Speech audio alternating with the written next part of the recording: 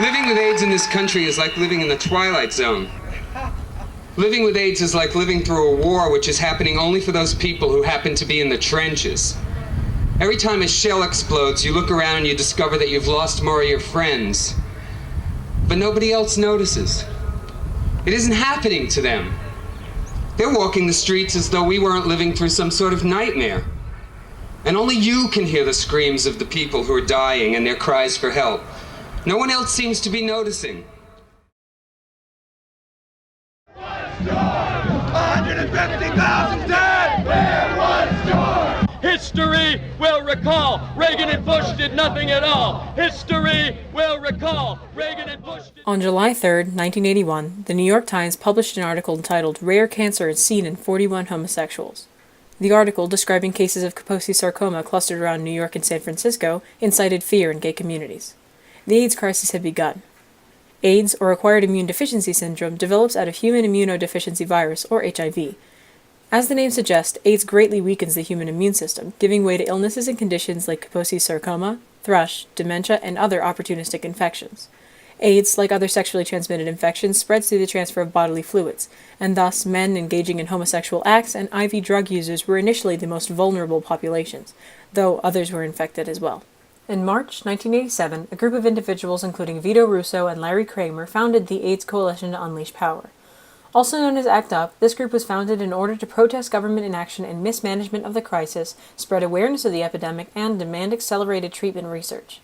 Many politicians, both local and national, were actively ignoring the drug crisis, and the research and drug development process was lengthy, under-resourced, and largely ineffective. ACT UP conducted many protest actions, targeting places ranging from government buildings to churches to the Golden Gate Bridge. They developed a protest style of confrontational nonviolence, doing things like shutting down traffic and breaking into news shows in order to spread awareness about the crisis that most of the population was ignoring.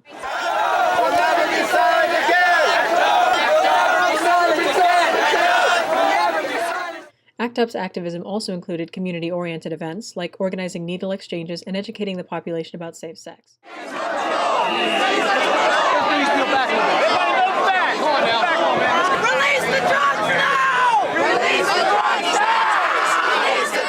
People will be risking arrest tomorrow doing civil disobedience.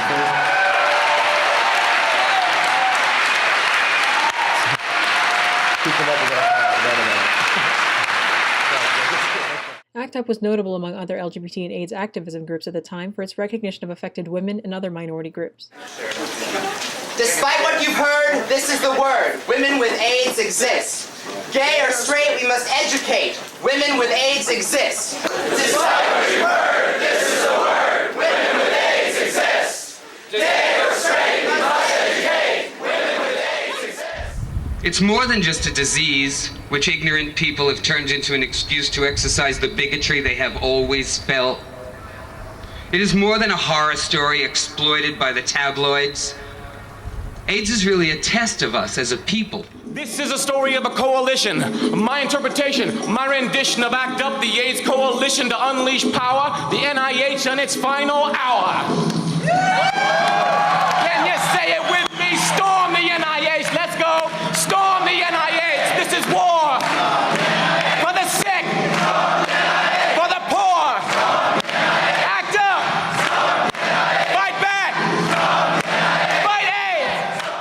By the early 1990s, the AIDS crisis had been going on for a decade, and thousands of people were still dying every month. President George H.W. Bush's administration, like Reagan's before his, largely ignored the AIDS crisis, especially in regards to education, healthcare, and rampant homophobia. The Republican administrations of the 70s, 80s, and 90s were born out of a rise of conservatism in the mainstream United States voter base, and a key part of that conservatism was the idea of proper morality. In 1993, Jerry Falwell, founder of the Moral Majority of the 80s, an evangelical Christian political group, said that, quote, AIDS is the wrath of a just God against homosexuals. AIDS is not just God's punishment for homosexuals, it is God's punishment for the society that tolerates homosexuals. End quote. Reagan and Bush emerged out of the conservative ideals that believed those with AIDS deserved to die of the disease, and the actions of their administrations with regard to the AIDS crisis largely reflected those ideals. Though Bush did acknowledge the crisis in a 1990 speech calling for the end of discrimination of those with HIV/AIDS, his administration was notoriously inactive in actually fighting the epidemic. Around the same time, the AIDS Memorial Quilt was touring the nation to raise money for AIDS service organizations. While AIDS activists respected and honored the quilt for its visual memory of those who had died and representation of the scope of the crisis, many also felt that the quilt could not accurately represent the whole story.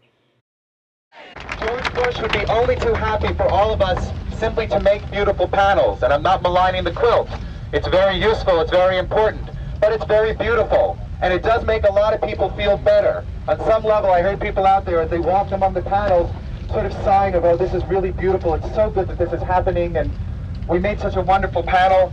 And I would wonder, is this making you feel like this is okay in some way? Because it's not. What we are doing is showing everyone who sees us at the White House, who sees any of this in the papers or on TV, who passes it on the street, we're showing them the actual results of what that White House and this administration has done. They have turned people we love into ashes and bone chips and corpses. ACT UP organized an action to complement the showing of the quilt on October 11, 1992, the Ashes Action. The Ashes Action was ACT UP's first political funeral and marked a shift toward action based in emotional poignancy. People living with AIDS were dehumanized by society and desperate for an end to the crisis, and thus the Ashes Action was born. The activists spent time viewing the quilt before the action, during which 11 people, surrounded by thousands of others, carried the ashes of their loved ones who had died of AIDS to spread on the White House lawn in order to bring awareness and demand action. They were met by police on horseback and in riot gear.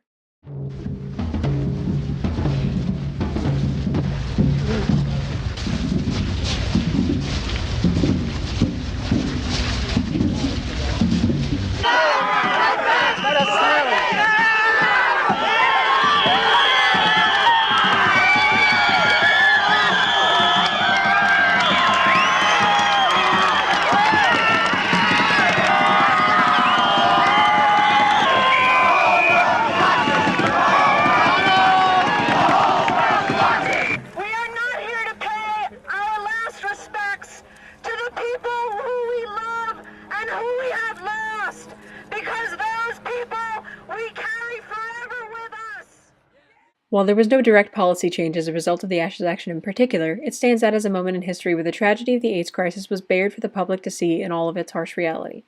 ACT UP continued to stage political funerals in order to show the world the scope and depth of the epidemic. My friends and I have decided we don't want discreet memorial services. We understand our friends and families need to mourn, but we also understand that we were dying because of a government and a healthcare system that couldn't care less.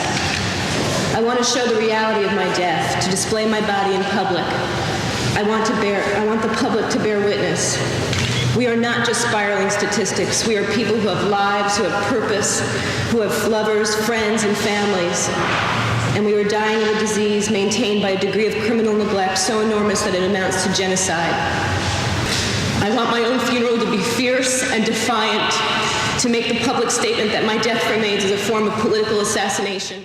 The Ashes Action also ushered in a new cohort of ACT UP leaders, ensuring that AIDS activism would continue. In a certain sense, it was our funeral too, in that we were not so much leading it as passing through a new generation of AIDS activists who, with this action, wholly and completely emerge, so that the ashes which we mourn are also the ashes from which we rise.